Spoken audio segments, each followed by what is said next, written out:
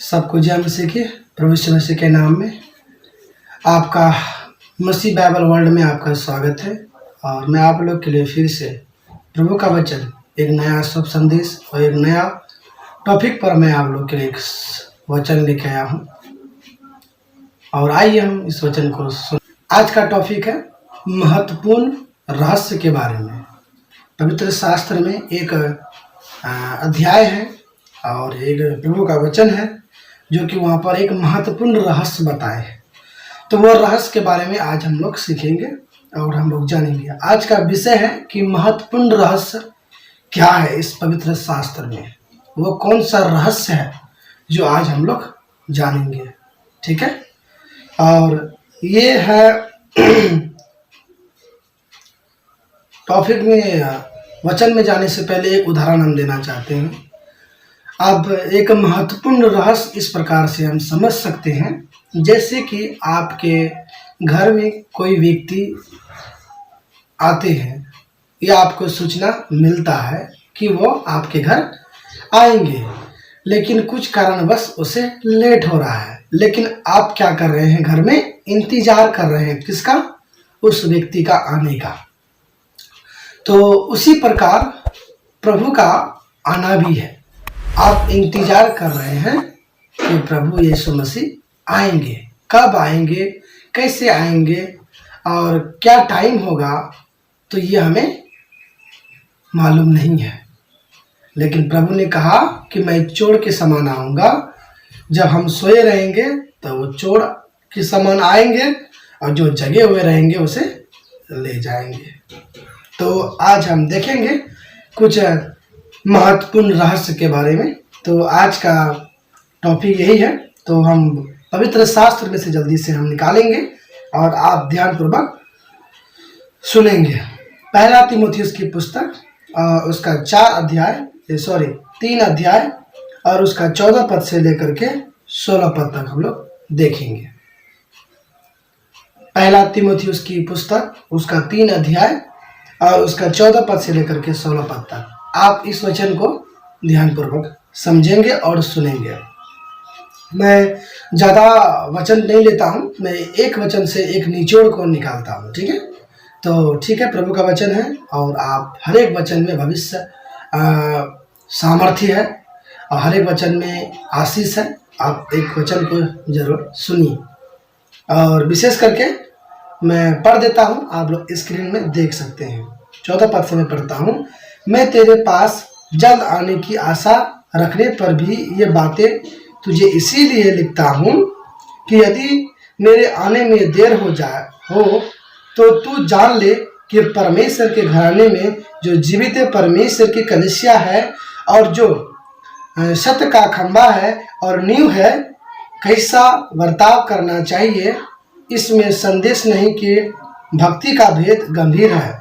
अर्थात वह जो शरीर में प्रकट हुआ, आत्मा में धर्मी ठहरा, स्वर्गदूतों को दिखाई दिया, अन्य जातियों में उसका प्रचार हुआ, जगत में उस पर विश्वास किया गया और महिमा में ऊपर उठाया गया। आमीन, हालेलुया। आप एक उदाहरण के लिए इस संसार में हर एक व्यक्ति पैसा के लिए बाहर जाना पड़ता है, घर को छोड़ करके जाना पड़ता है। तो जैसे हम कहते हैं कि हम परदेश जाते हैं, ठीक है, घर तो सबको आना होगा, या आप कितनों भी दूर चला जाए परदेश, आपको एक दिन ना एक दिन अपना घर आना ही होगा। तो उसी प्रकार परमेश्वर ने भी कहा कि मैं जा रहा हूँ, तो तुम रोना मत, तुम चिंता भी मत करना कि मैं कब आऊँगा, कैसे आऊँगा। वो सब कुछ हम लोग को चेतावनी वचन के थ्रू बता दिए हैं।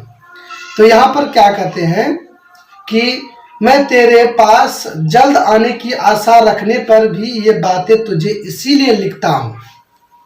ठीक है, यीशु मसीह चाहेंगे तो जैसे हम लोगों को मसीह भाई बहनों को सताया जाता है, उसे परेशानी में डाला जाता है, तो वो चाहेंगे तो वो आ करके उन लोगों को क्या कर सकते हैं, बचा सकते हैं। ठीक है, लेकिन बात ये है कि वो उसी को सताया जाता है जो कि परमेश्वर के विरुद्ध काम करते हैं। इन बातों को जरूर ध्यान दीजिएगा, आप नोट कीजिएगा। संसार में परमेश्वर ने कहा जो गलत करता है उसका प्रतिफल पहले से ही नियुक्त किया गया है, उसका प्रतिफल पहले से ही नियुक्त किया गया है जो गलत करता है। हालांकि सेवक में भी, कलीसिया में, विश्वासी में भी, इन सारे बातों में भी इन बातों को देखा जाता है। तो इसीलिए कहते हैं कि मैं तेरे पास जल्द आने की आशा रखने पर भी यह बातें तुझे इसीलिए लिखता हूँ, इसीलिए आपको सूचना देता है कि हम जल्द आने की आशा तो रखते हैं, लेकिन फिर भी मैं एक बातों को इस प्रकार से लिख रहा हूँ। क्या लिख रहा हूँ कि यदि मेरे आने में देर हो, मतलब यीशु मसीह का आने में देर हो जाए तो हमें क्या कहता है, तो तू जान ले कि परमेश्वर के घराने में जो जीवित परमेश्वर की कलीसिया है। क्या बोला, यहाँ पर ध्यानपूर्वक सुनिएगा, परमेश्वर के घराने जो जीवित परमेश्वर की कलीसिया है। ठीक है, यहाँ पर बातें ये सीखने के लिए हम लोग को मिला, परमेश्वर के घराने मतलब जो मसीह परिवार है, जो अच्छा परिवार और मजबूत परिवार है, वो आपको परमेश्वर देखते हैं। और आगे लिखा हुआ है जो जीवित परमेश्वर की कलीसिया है, एक अच्छा कलीसिया, स्वस्थ कलीसिया, जिसको बोलते हैं हेल्दी चर्च। हेल्दी चर्च में क्या होता है, आराधना आपका सही से होना चाहिए, और आपका संगति सही से होना चाहिए, आपका सुसमाचार भी सही से होना चाहिए। एक हेल्दी चर्च को बनाने के लिए 5 बातें की बहुत आवश्यकता है, और पांचों को संतुलन में रहना चाहिए। 5 क्या है, पहला आराधना करना, ठीक है, सुसमाचार प्रचार करना, संगति करना, और आपको सेवा करना, उसके बाद शिष्यता मतलब चेला बनाना। ये 5 चीजें जो है एक हेल्दी चर्च को बनाता है, एक हेल्दी कलीसिया बनाता है, जिसे परमेश्वर यहाँ पर कहे हैं जीवित परमेश्वर की कलीसिया है, और जो सत्य का खंभा और नींव है। क्या है, सत्य का खंभा मतलब परमेश्वर की व्यवस्था पर चलना, परमेश्वर की आज्ञा पर चलना एक सत्य का खंभा है। ये जो हम 5 चीजें जो बताए, ये संतुलन रहेगा तो आखिरी में जो बातें हम बताए, चेला बनाना, यही आपका खंभा है।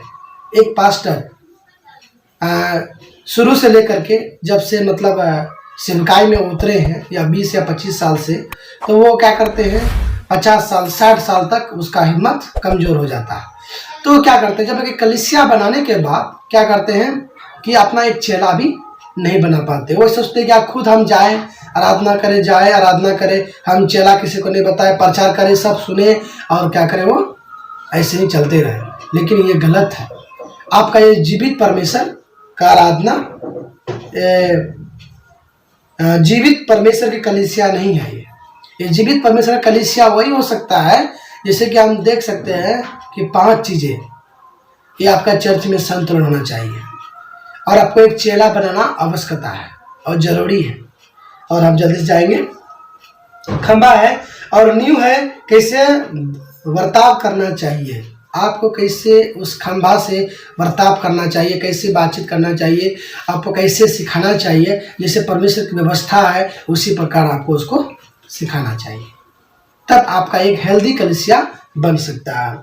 और 16 पद को हम पढ़ते हैं, इसमें संदेह नहीं कि भक्त का भेद गंभीर है। ये आपको संदेह नहीं करना है कि आपको भक्त होने के नाते मेरा प्रभु यीशु मसीह नहीं आएगा। ये आपका संदेह नहीं होना चाहिए, आपका पूर्ण विश्वास होना चाहिए। यीशु मसीह ने हमें कहा है मैं जाता हूँ और मैं आप लोगों के लिए जगह तैयार करने के लिए। इसलिए जब जगह तैयार हो जाएगा, प्रभु यीशु मसीह संदेश दिया, वो जरूर हम लोगों को लेने के लिए आएंगे।